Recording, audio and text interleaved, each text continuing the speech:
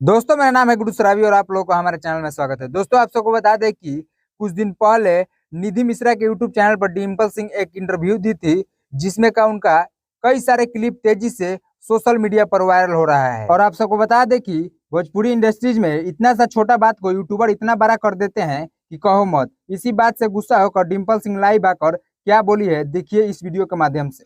मैं उनको ही बताने के लिए आई हूँ लाइव।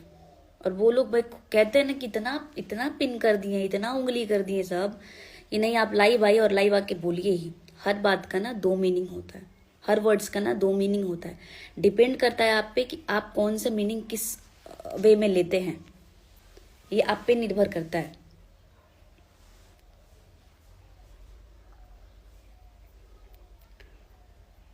लेकिन नहीं,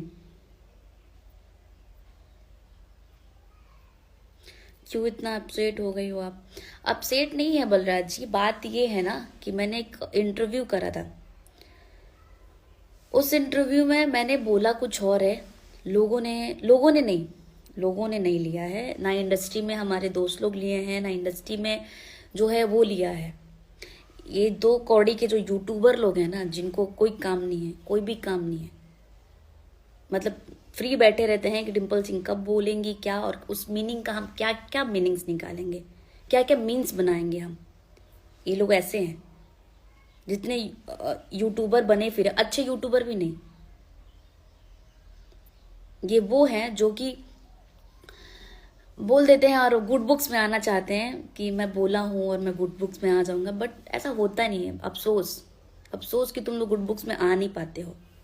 और तुम लोग बहुत कोशिश करते हो कि मेरा खराब करा दो, बहुत कोशिश करते हो, बहुत हद तक कोशिश में रहते हो कि तुम लोग खराब करवा दो, बट होता नहीं है खराब। महादेव कहाँ थे ना मेरे पे, तो होता नहीं है खराब। और तुम लोग ऐसे ही लगे रहो बेटा, ऐसे ही लगे रहो। जितना तुम लोग लगे रहोगे उतना मेरे लिए फायदा होगा।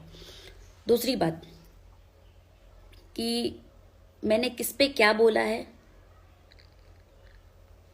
और क्या नहीं, ये सबको पता है, बताने की जरूरत नहीं है।